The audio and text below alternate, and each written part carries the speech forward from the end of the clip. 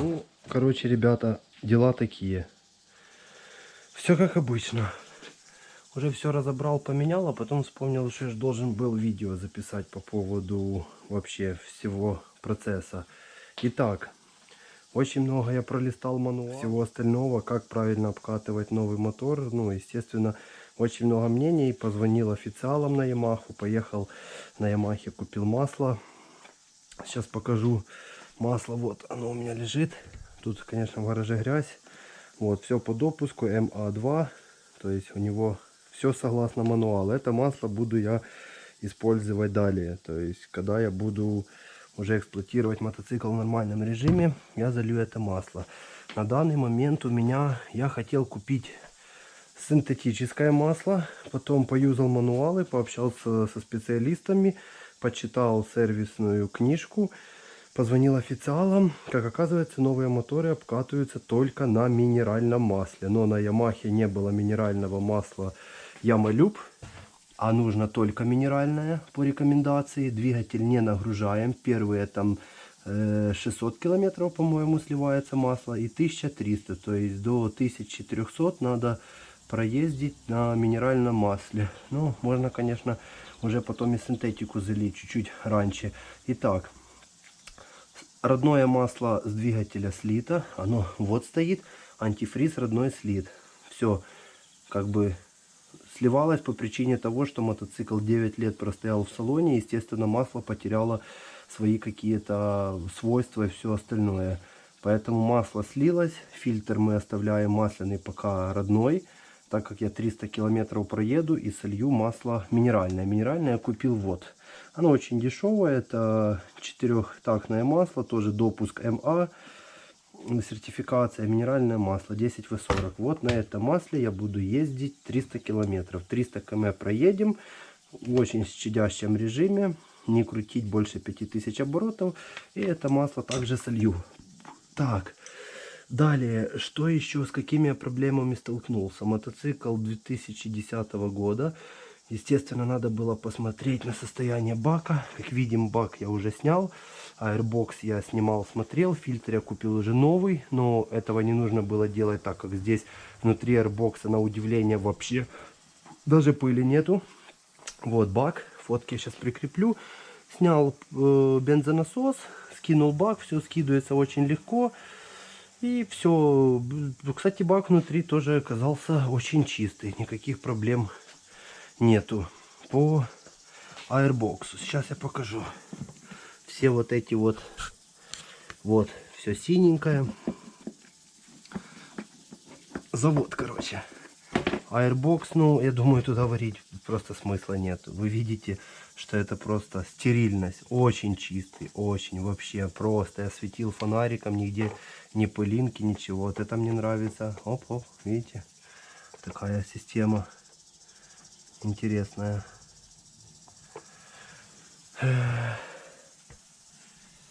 Вот так вот, значит. Ладно, это мы пока установим на место. Я сейчас буду тут все на всякий случай пылесосом пропылесошу, чтобы избежать попадания даже минимальной какой-то пыли и всего остального. Топливную систему осмотрел, все шланги, так как, ну, мотоцикл стоял, но видно стоял в нормальных условиях. Ничего нигде не пересохло, все резиночки, все мягкое, эластичное, все идеально. Все, антифриз слит. Следующий этап. Сейчас мы заливаем в расширительный бачок и в радиатор дистиллят. Заливаем свежее масло минеральное. Ставим на место бак. Завожу мотоцикл. Прогреваю. Сливаю дистиллят. Это я делаю по причине того, что был залит синий антифриз. А я буду использовать матюловский, красный, дорогой. Ну, самый дорогой антифриз. Вот он. Organic Plus.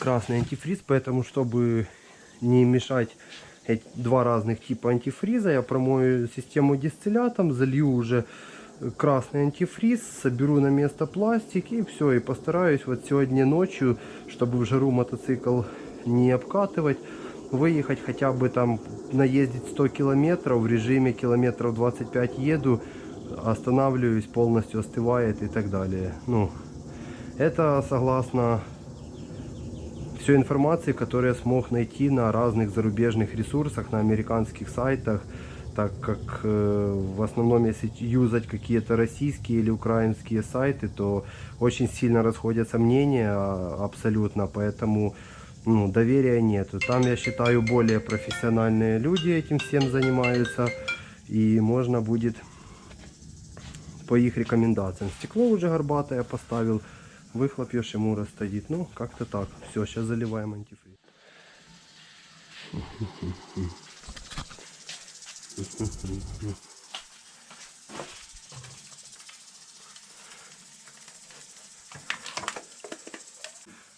А, там антифриз еще есть в расширительном бачке. Все. Все.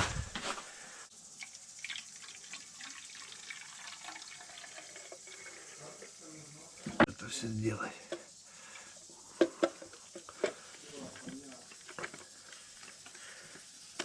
Все.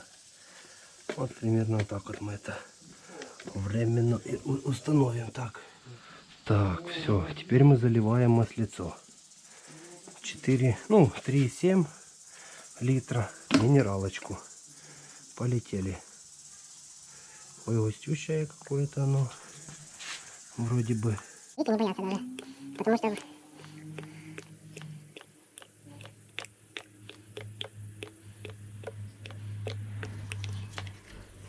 все, я вижу, уже в окошке появляется. Вот. Ну вот, наверное, надо. Где у нас максимум? Вот. Лицо.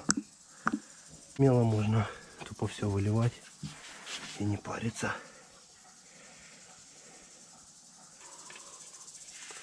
А, сейчас же еще пропылесосить надо. Ну.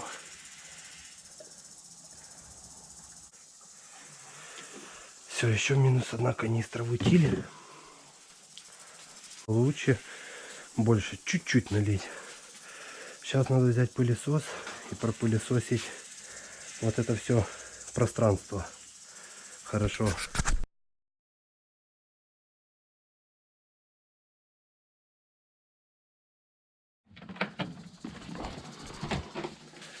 Так, полетели.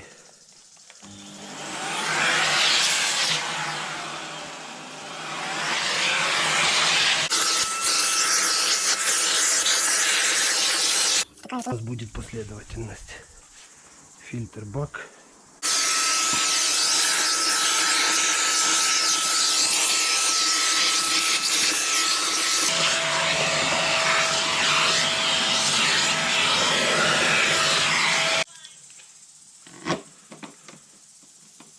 Идеально. Да. Все хорошо.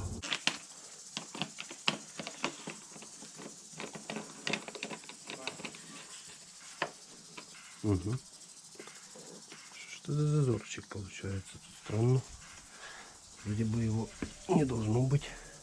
И забыл, что я его так ставил.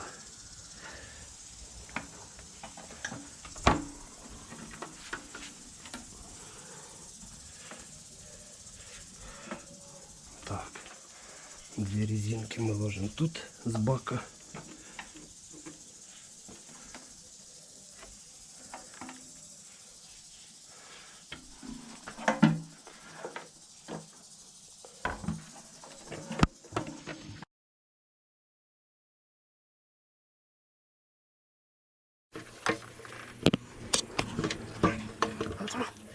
Установить резинки надо.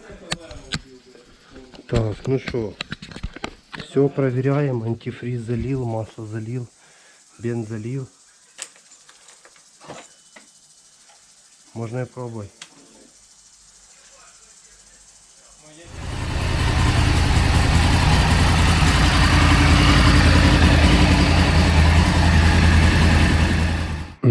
Так, ну что, режим обкатки.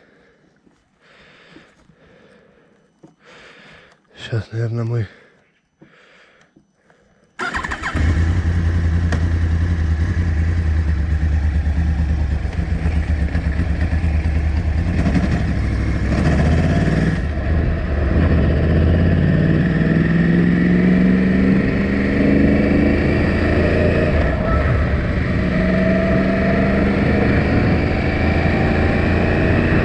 как у нее и мотор работает, это капец.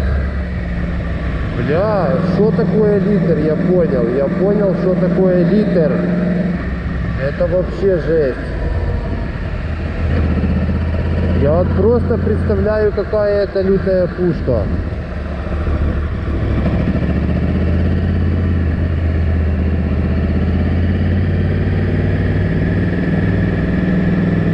Да. Это тот мотоцикл, на котором надо очень осторожно ездить.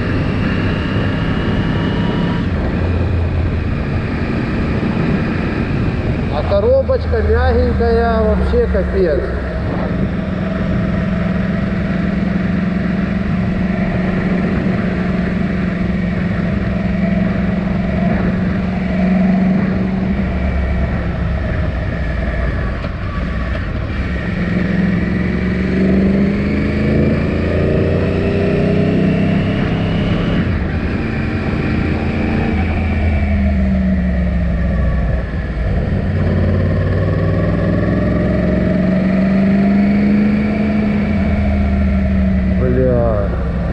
Ну, короче, ребята, что я вам могу сказать? Литр ощущается, а кто бы что ни говорил, вот прям вообще.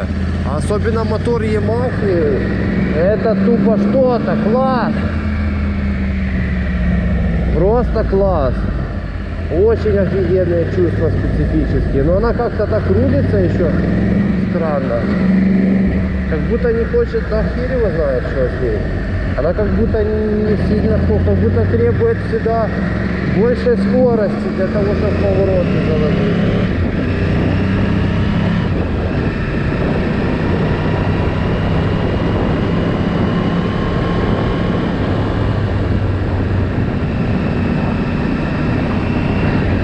Офигеть! Да, это я понимаю уже. Это именно уже та пушка, которая, я думаю, будет... Вот видите, она как будто глохнет. Да не знаю.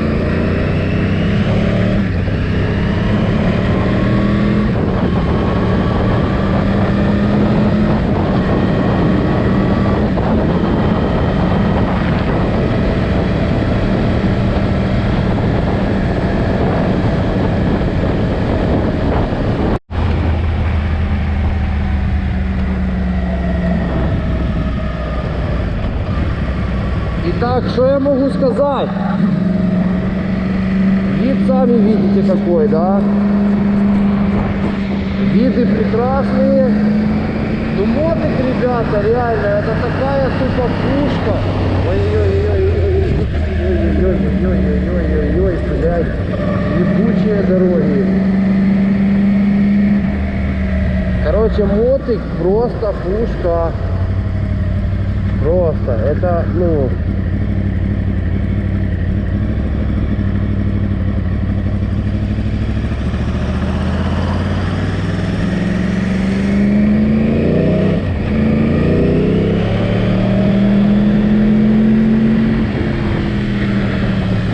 Охеренный мотоцикл.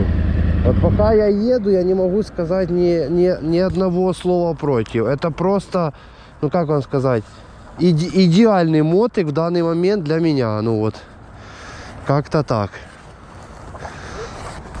Ничего не хочу наговаривать лишнего или наоборот, но офигенно.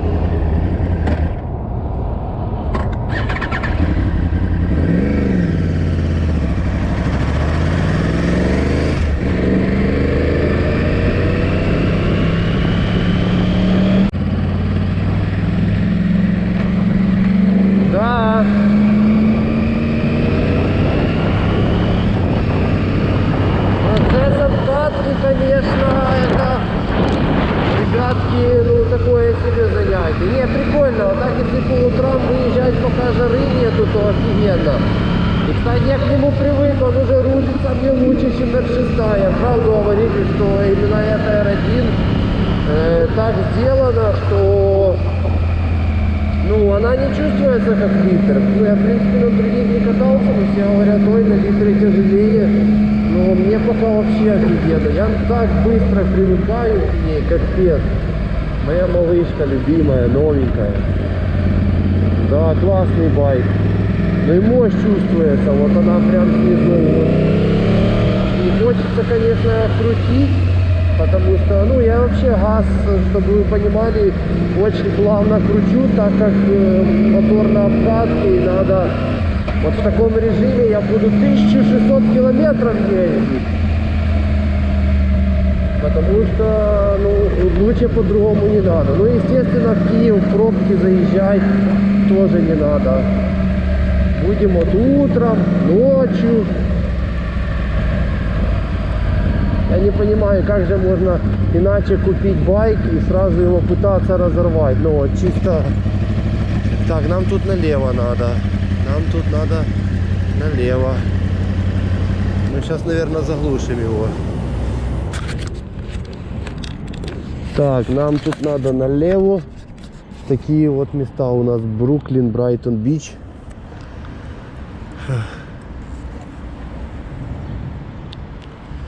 Поэтому будем ехать. Сейчас люди в маршрутке будут смотреть, что он дебил стоит. Потому что Жека... Потому что Жека такой пацан себе.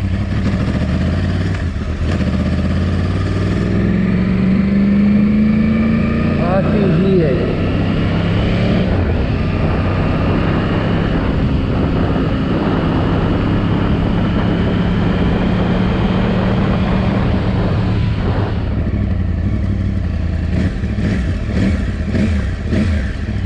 Да.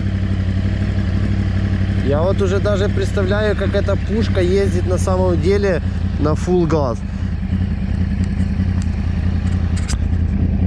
Но есть у меня некие представления.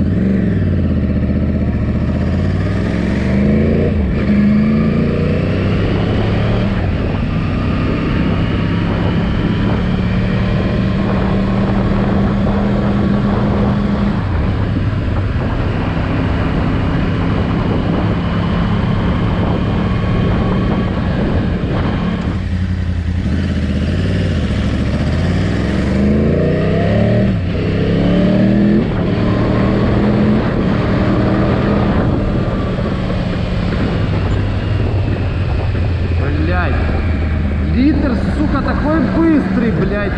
Вообще просто на самом холостом ходу она так начинает гулять. Офигеть. Просто офигеть.